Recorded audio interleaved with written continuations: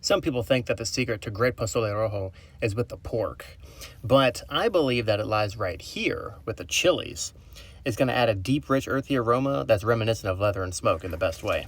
Today, we aren't going to take any shortcuts. No canned heat, no watered-down flavors. We're going to go traditional with toasting, soaking, and blending our own base to create a broth that's so rich that it's going to ruin that jarred stuff forever. It's a labor of love and takes time, but it's totally worth it. Let's get started. Dude. So I've already got my chilies here, and they've been rinsed, deseeded, deveined. I have 6 guajillo peppers, and I'm also going to use 2 ancho peppers. Just to add a little bit of depth and complexity and a little bit of that smokiness, I'm going to add 2 chipotle mecos. And remember, those are the smoked jalapenos, but not in the sauce. If you want to add it from the jarred one with the adobo sauce, by all means, go for it. I'm going to nix the chili arbol because I don't want a lot of heat in there. I just want a lot of flavor. You can add it if you want to. So let's go ahead and get these in the pan to toast. I recently made a video that talks about the prep of Mexican chilies and also demystifies some of their flavors. If you'd like to check that out, I highly encourage you to. I'll leave a link in the description below. But here I'm just going to get them prepped and also soak them for about 15 minutes in some homemade chicken broth.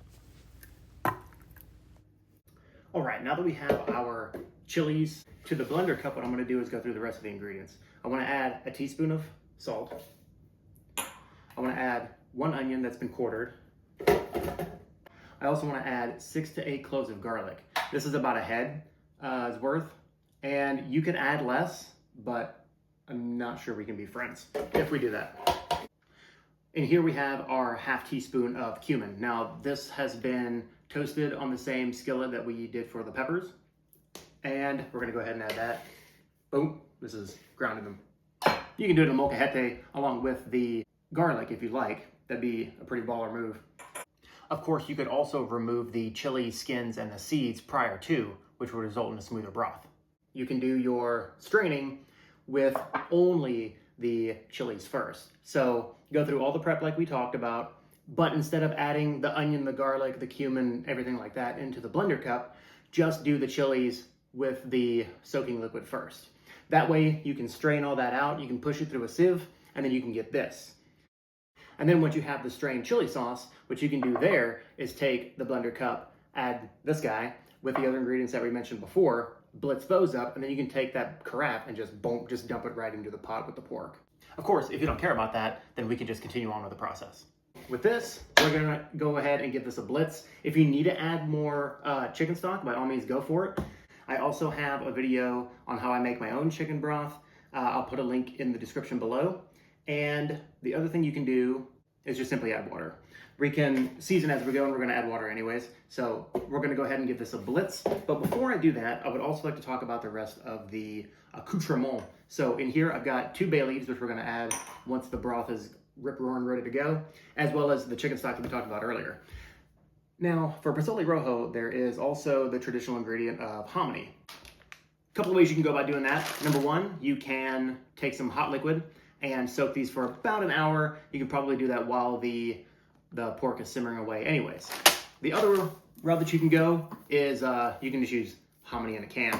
Now, I like Bush. Me love Bush. But today, we're gonna do it dried. So shameless plug, I use little containers that I made myself out of a spare copper pipe. I use this for salt and pepper. If you want to learn how to make those, I'll leave another link in the description below. All right, let's talk about the meat.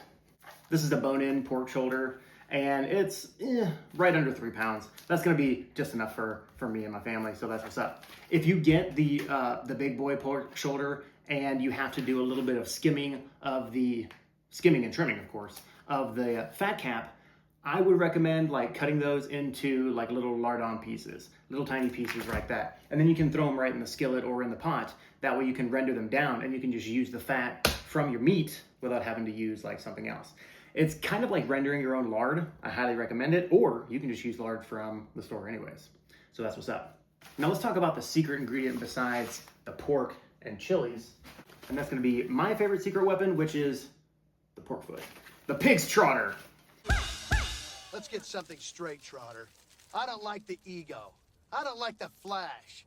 Cozy, why would you even do this? Why would you consider this? It looks ridiculous and disgusting. Well, a couple of reasons. One is because you get a lot of collagen and you get a lot of flavor from these bad boys. Even just having like one split in half like this, your butcher can do it for you. You can also probably get them at most Mexican markets. Now, you can leave this out if you like. I really prefer, it's like, it adds like so much, the collagen breaks down into so much gelatin that you get this really silky, smooth mouthfeel. And some people, they're just like, dude, you're so pretentious. Like, mouthfeel? Don't talk to me about mouthfeel, please. My wife being one of those. I love you, babe. But anyways, it adds so much to the dish. If you've never tried it before, I highly suggest it. And if not, just leave it out. You do you. All right, to get started with the pork, I'm using pork shoulder because it has that really good meat to fat ratio, which is what we want here. And I'm gonna heavily salt it, right? Because the fat can take a little bit more salt.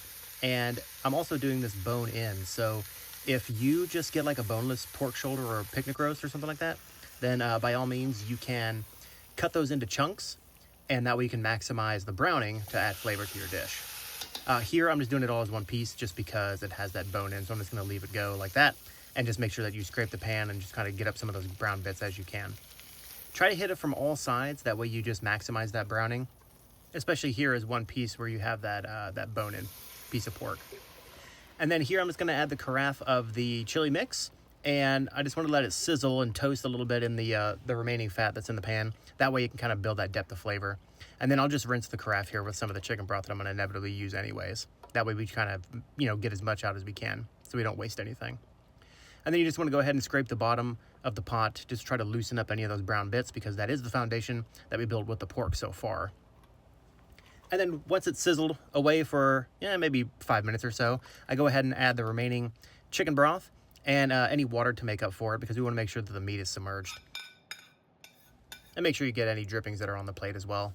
And then again, this step is optional, but I suggest you not sleep on it because you want to break the collagen that is in the pig's trotter down into gelatin. And then also you can add your 2 bay leaves. Increase the heat and bring it to a boil. And then once you do that, you're going to want to get the, especially if you're using the pig's trotter, get that foam that kind of collects at the top. And I'm using a skimmer here, but you can just use like a spoon or whatever, or even like a small strainer. And then once you do that, make sure that you do not collect your bay leaves by accident because you're going to need those. All right, and then once there's about an hour and a half left, you can add the hominy after you drain it. I'm going to add the Mexican oregano at this point too because I don't want it to get too bitter from overcooking. So that's why you see me add it here. And then once the meat is fall apart tender, this usually takes about 2.5, 3 hours or so, depending on your meat. You can remove the pork shoulder and the pig's trotter. Now you see like this fat layer that's up here, it's like really sticky. And that's because we broke down the collagen that's in the pig's trotter. And that's gonna add a lot of richness to the dish as well. If you want to, you can skim away some of the fat. I've already done so. There's still a little bit here. So just do it to your liking. And then once you get the pork kind of separated from any silver skin or fat, and of course, remove the bone if you have it. You can see the meat to fat ratio here that I removed. You can go ahead and chop it up or just pull it, whatever you like best. I'm just gonna roughly chop this and then add it back to the pot here to simmer away for just a couple more minutes. With the pork trotter itself, there's really not a lot of meat. And if you do it correctly the next day, your soup will look like this. And that just means that you've done it correctly. You see all that gelatin that formed there? Oh yeah. Now you can get some of the cuero right here that's from the pig's trotter, and I suggest adding that in. And honestly, like these little pieces here, like that's how much meat I got off of it. But I just remember like sitting around the table as a kid and like my uncles and aunts just being like fighting over the pig's trotter because they wanted to just like eat away at whatever like gelatin collagen was left over. It sounds wacky, but trust me, it's pretty delicious if, especially if that's what you grew up with.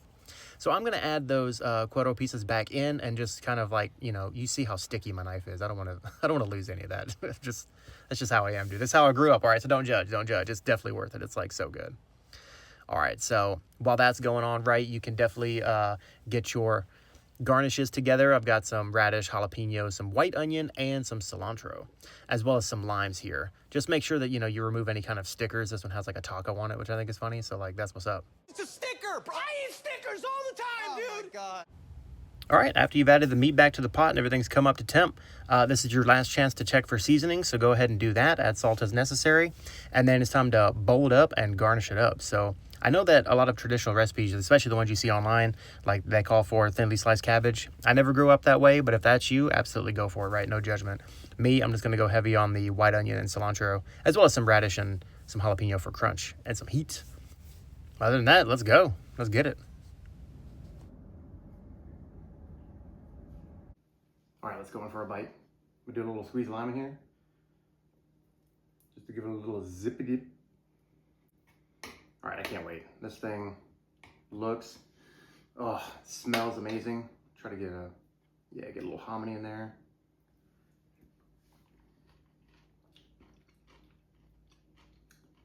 Oh, dude. Immediately you're hit with the punch of the chilies. And of course the pork. The richness of the pork and the tang from the lime, the crunch from the veggies the garnishes that you put on top, all complement each other together with the rich earthiness of the chilies and everything together. It's so good. Oh, man. Even the hominy, like the dried hominy, just gives it so much more like body, as well as those pig feet, because like, let's be serious.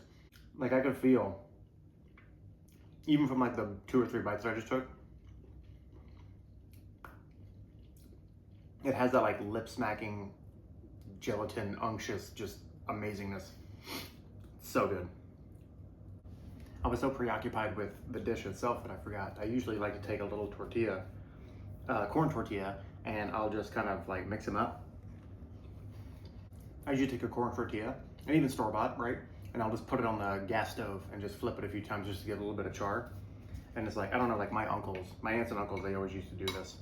They would usually keep the garnish pretty simple.